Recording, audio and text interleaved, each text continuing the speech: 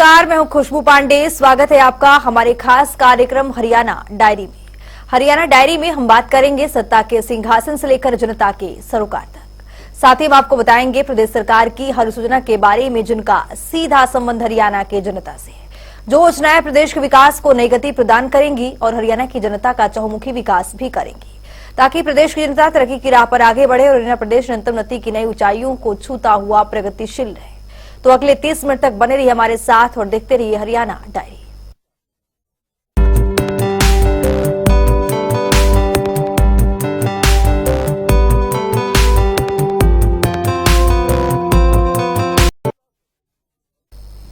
हरियाणा के मुख्यमंत्री मनोहर लाल आज रोहतक दौरे पर रहे। इसी दौरान मुख्यमंत्री मनोहर लाल ने कार्यक्रम में शिरकत करने के लिए वहां पर पहुंचे थे। इस मौके पर मुख्यमंत्री मनोहर लाल ने अपने 9.5 साल के कार्यकाल की उपलब्धियां गिनवाई है।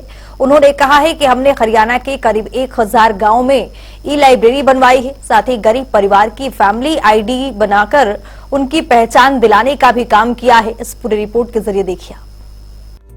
हरियाणा के मुख्यमंत्री मनोहर लाल प्रदेश और प्रदेशवासियों के उत्थान के लिए कई बड़े काम कर रहे हैं, ताकि प्रदेश का हर एक नागरिक अपने जीवन को एक अच्छी राह दे सके। इसी कड़ी में मुख्यमंत्री मनोहर लाल आज रोहतक के दौरे पर रहे, जहां उन्होंने कार्यक्रम में शिरकत की और जनता को संबोधित किया। मुख्यमंत्री मनोहर लाल ने बताया कि सरकार की ओर से प्रदेश में 1000 ई-लाइब्रेरी स्थापित की गई और युवाओं को सुविधा प्रदान करने के लिए हर गांव में लाइब्रेरी स्थापित की जा रही है।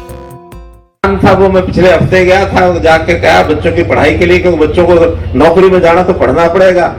सिफारिशी बहुत आते हैं, मेरे बेटे को लगा दो, ये कर दो, वो कर दो। मैं कहा भाई एक अगर किसी कमजोर को लगाएंगे तो होशियार रह जाएगा। अन्याय होशियार के साथ हुआ ना, तो अन्याय किसी से नहीं करेंगे। आप कम्पीट करो और कम्पीट करने के बाद नौकरी में आओ। हाँ, पढ़ाई में कमजोर हो तो ये पढ़ा है, ये मकान 2-4 कमरे हैं, इसमें जाके लाइब्रेरी बना लो, बैठो पढ़ो। एक आध टीचर लगाना होगा लगा दूंगा, लेकिन बच्चे पढ़ करके आए तो जाके जब से किया है तब से ये जो हमारे कोचिंग सेंटर चलाने वाले भाई थे ना, जो हाथ पे हाथ धर के बैठे रहते थे, मक्खी मारते थे, अब इनके यहाँ भीड़ हो रही है, जगह नहीं मिलती है बच्चों को बैठने के लिए। एक लाइब्रेरी है हिसार में, वो 24 घंटे खुलती है। उनका नियम ऐसा है, कर्मचारी बदलते रहते हैं, कभी भी आओ कोई भी पढ़ो, और बुकिंग करते हैं। इस 1 घंटे की बुकिंग, इस 1 घंटे की बुकिंग। रात को 2 बजे से लेकर 3 बजे तक भी वो लाइब्रेरी फुल रहती है, सारा फुल रहती है रात को। सब गांव में हमने तो अभी लगभग 1000 गांव के अंदर ई-लाइब्रेरी बनवा दी है। और एक ही चीज चाहिए, गांव में कोई अगर भवन हो आपके यहाँ, किसी भी गांव में, अभी भवन नए नहीं बना रहे, क्योंकि पुराने बहुत ऐसे पड़े हुए, खाली पड़े हैं, सरकार के बने हुए।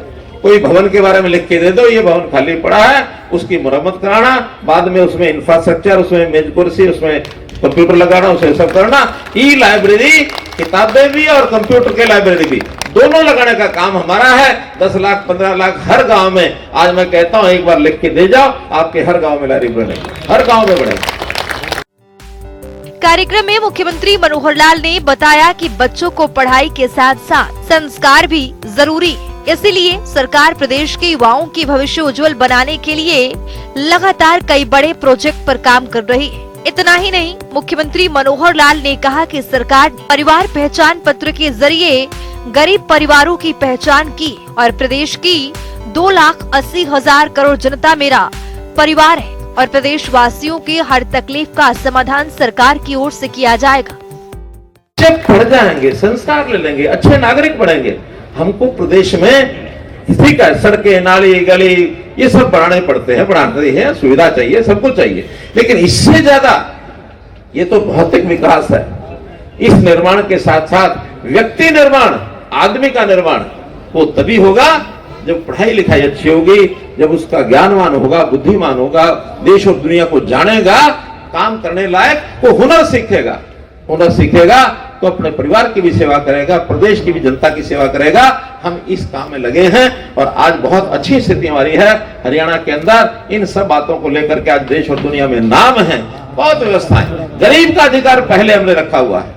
विकास के काम में बहुत लोगों की इच्छा होती है हमको ये मिले, ये मिले, ये मिले, लेकिन हम चाहते हैं जो गरीब है, जिसकी पहचान हमने कर ली है, फैमिली आईडी बना करके हर परिवार की पहचान कर ली है, कि जो गरीब परिवार है उस गरीब परिवार का अधिकार पहले होगा, इसमें किसी को समस्या नहीं आने देंगे।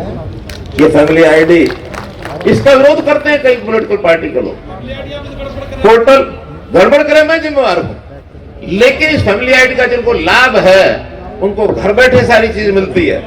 ओल्ड एज पेंशन हर किसी को घर बैठे मिलती है। अगर आज भी किसी के पास यहाँ ओल्ड एज पेंशन मानो नहीं बनी हो, 60 साल का हो गया हो, तो हमारे यहाँ के नेता, चाहे वो मनीष ग्रोवर हैं, ढाका जी हैं, अरविंद जी हैं, शमशेर जी हैं, कोई भी जो यहाँ नेता बैठे हैं, इनके पास आके मिल लेना। शाम तक एडीसी ऑफिस में जाकर के आपकी ओल्ड एज पेंशन बन जाएगी, कोई किसी का कमी नहीं रहेगी।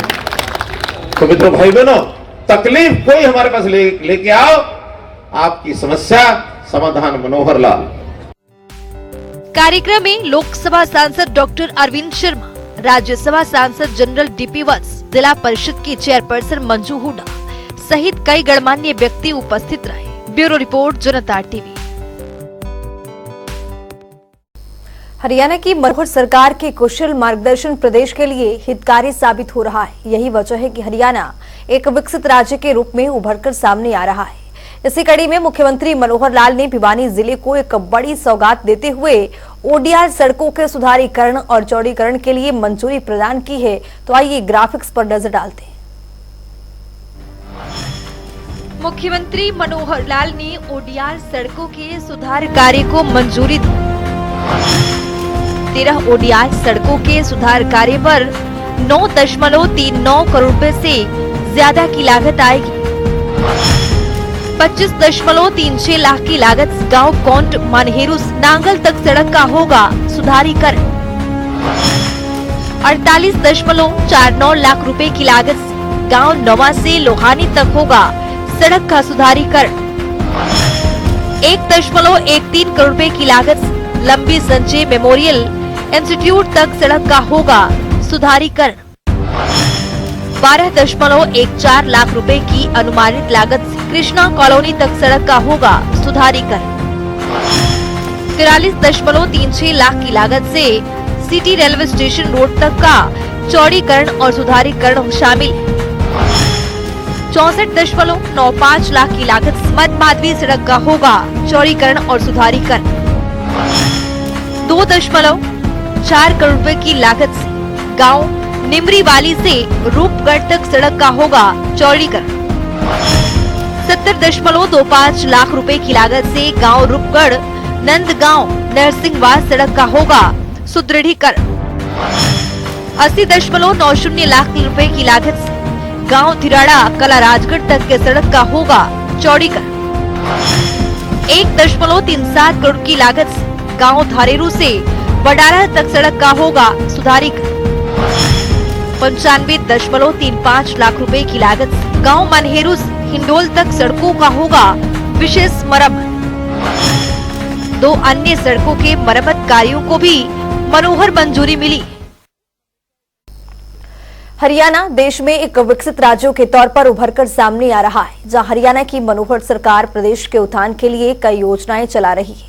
तो वहीं दूसरी ओर समय समय पर मुख्यमंत्री मनोहर लाल पोर्टल के जरिए प्रदेश के विकास को गति देने का काम कर रहे हैं।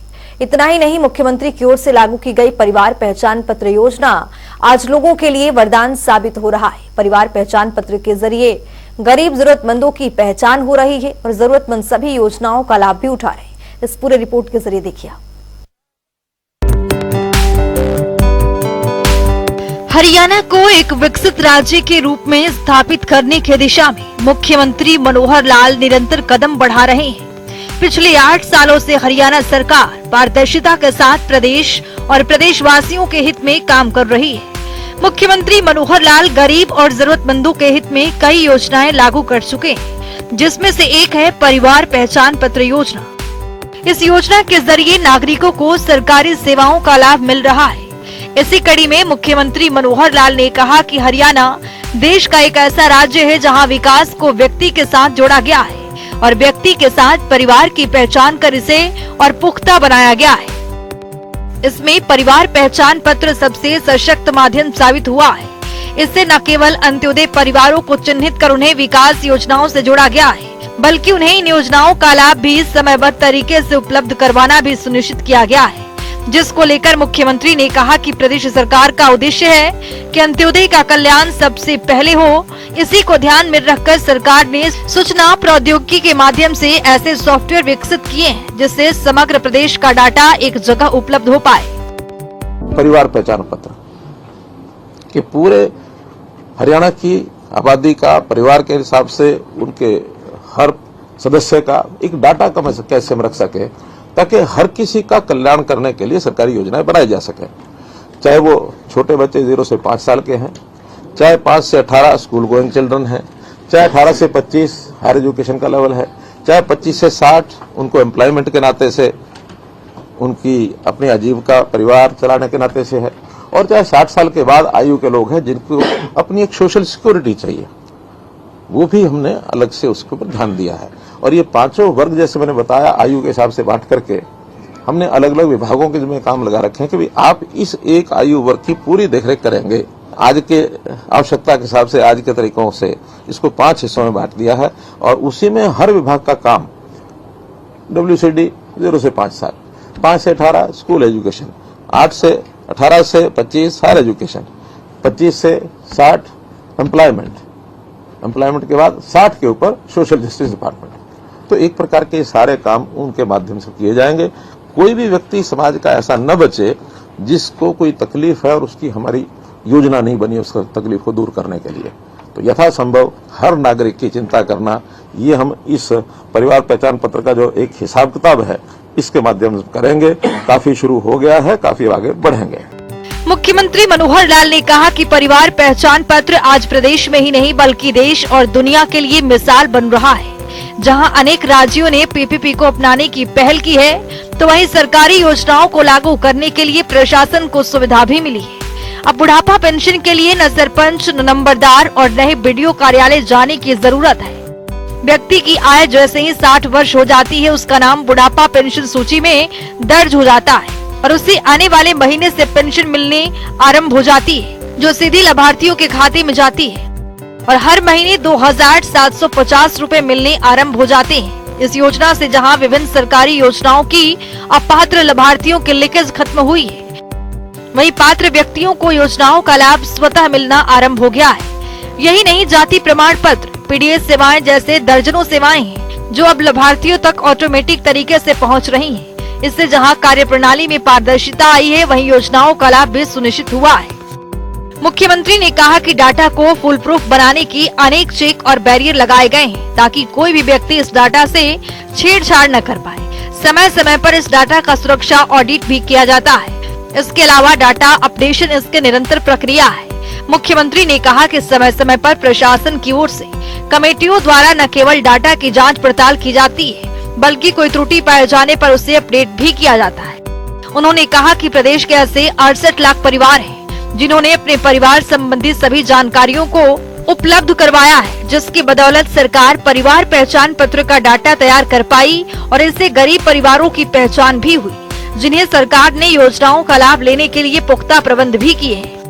इसके साथ ही मुख्यमंत्री मनोहर लाल ने कहा कि केंद्र सरकार ने आधार कार्ड के माध्यम से सरकारी योजनाओं का लाभ आम जनता तक पहुंचाने का काम किया है, लेकिन हरियाणा सरकार ने एक कदम आगे बढ़कर प्रदेश के हर परिवार और नागरिक संबंधी डाटा की रिपोर्ट तैयार की है। परिवार पहचान पत्र के जरिए मुख्य पहचान व्यक्ति नहीं बल्कि परिवार को एक नई इकाई माना गया है। इसे ध्यान में रखते हुए एक परिवार के यूनिक ID बनाने का फैसला लिया है, जिसके आज सकारात्मक परिणाम धरातल पर देखने को मिल रहे हैं। आज दलाल और बिचौलिया संस्कृति पूरी तरह से समाप्त हो गई। साथ ही सरकार का प्रयास है कि सरकारी योजनाओं का क्रियान्वयन धरातल पर हो ताकि अंत्योदय परिवारों के चेहरे पर खुशी लाई जा सके। स्पेशल डेस्क जनता टीवी।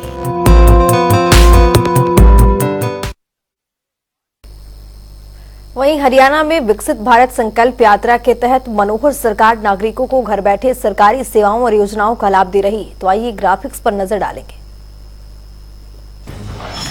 विकसित भारत संकल्प यात्रा के जरिए यहां पर लाभ पहुंच रहा है, घर बैठे लोगों को मिल रहा है सरकारी सेवाओं और योजनाओं का लाभ। आपको बता दें कि ग्राम पंचायतों और शहरों के वार्ड भी यहां पर कवर किए जा रहे हैं। विकसित भारत संकल्प यात्रा के दौरान 46 लाख से अधिक लोगों की सेहत की जांच की गई है। दवाइयां भी यहां पर उपलब्ध कराई जा रही हैं। इतना ही नहीं, किसानों को खेती संबंधी नए टिप्स भी दिए जा रहे हैं, जिससे किसान अपनी आय को दोगुनी कर सके।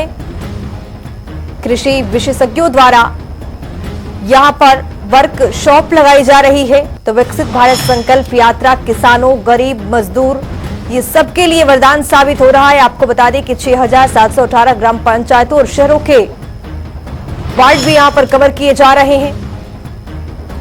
46 लाख से अधिक लोगों की सेहत की जांच हुई है, दवाइयां भी उपलब्ध करवाई गई हैं। तो विकसित भारत संकल्प यात्रा लोगों के लिए वरदान साबित हो रहा है। मुख्यमंत्री मनोहर लाल के उद्देश्य से लगातार हरियाणा प्रदेश में विकसित भारत संकल्प यात्रा चलाई जा रही है, जिससे किसान, मजदूर, गरीब, जरूरतमंद सबको यहां पर लाभ पहुंचाया जा रहा है।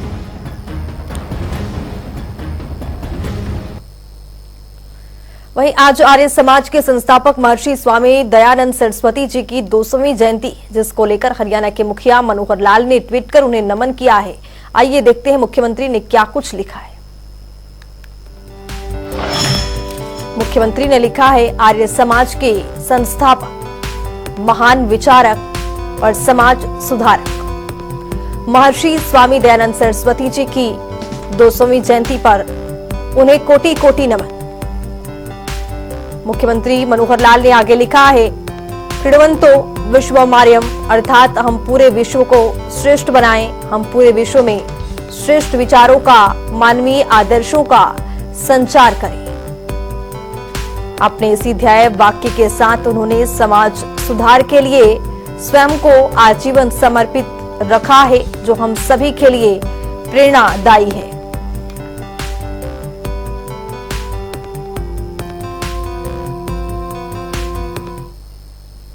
तो चलिए वक्त आ गया है आज के सवाल के विजेता का नाम जानने का।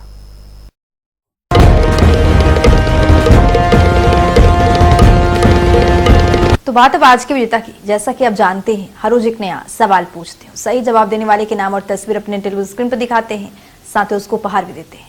तो चलिए जान लेते हैं कल का हमारा सवाल क्या था और कौन है इसका विजेता। कल का हमारा सवाल था, वृद्धावस्था सम्मान भत्ता योजना के तहत प्रदेश में कितने वर्ष के वृद्धजन आवेदन कर सकते हैं? इसका सही जवाब है ए, 60 वर्ष। ढेरों जवाब आए, लेकिन आज के हमारे विजेता हैं लतेश गुरुग्राम से। लतेश, आपको बहुत बहुत बधाई। तो फिर पूछेंगे आज का सवाल, देखते रहिए जनता टीवी।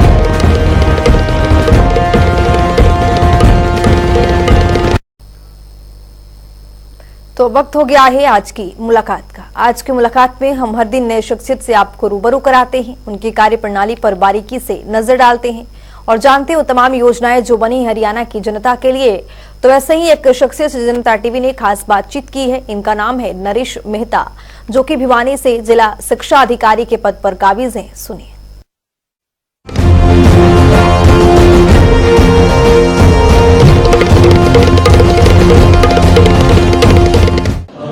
देखिए, मुख्यमंत्री छात्र परिवहन योजना जो हमारे जिले में खंड भिवानीखेड़ा से हम शुरू कर रहे हैं, पूरे हरियाणा में प्रत्येक डिस्ट्रिक्ट के एक खंड को पायलट के तौर पर चुना गया है और हमारे भिवानी से हमने भिवानीखेड़ा को चुना है।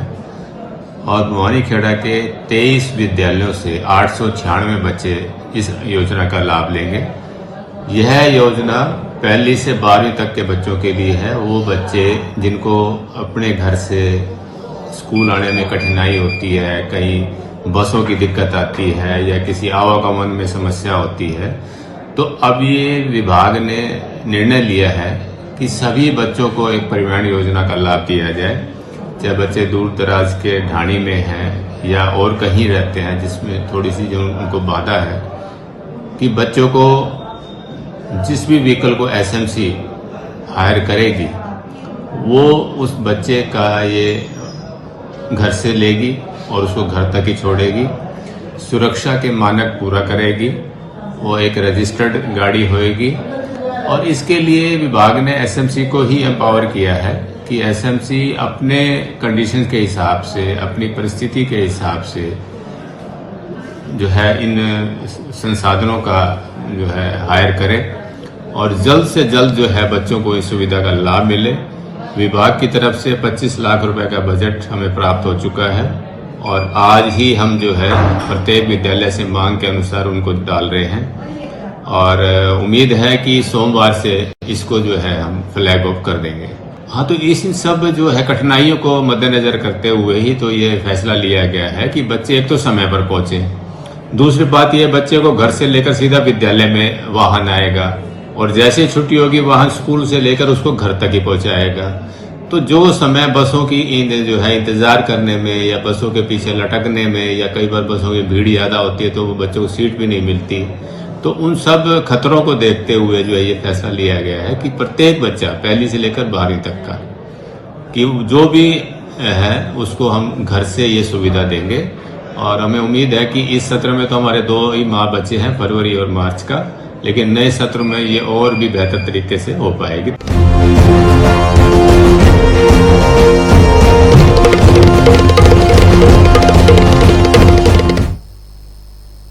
तो वक्त हो गया है आज के सवाल का, तो चलिए अब जान लेते हैं आज के सवाल में क्या कुछ है।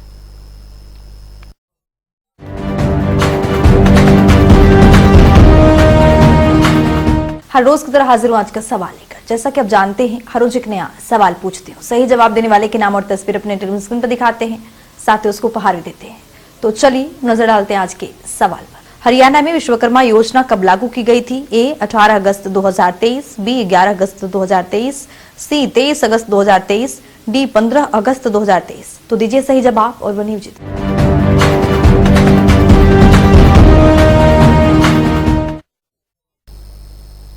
तो इस खास कार्यक्रम के जरिए हमारा मुख्य उद्देश्य हरियाणा सरकार की कल्याणकारी योजनाओं की जानकारी और उसका लाभ प्रदेश के हर एक नागरिक तक पहुंचाना है, क्योंकि जब प्रदेश का हर एक नागरिक समृद्ध और खुशहाल होगा तभी प्रदेश विकास के पथ पर अग्रसर हो पाएगा।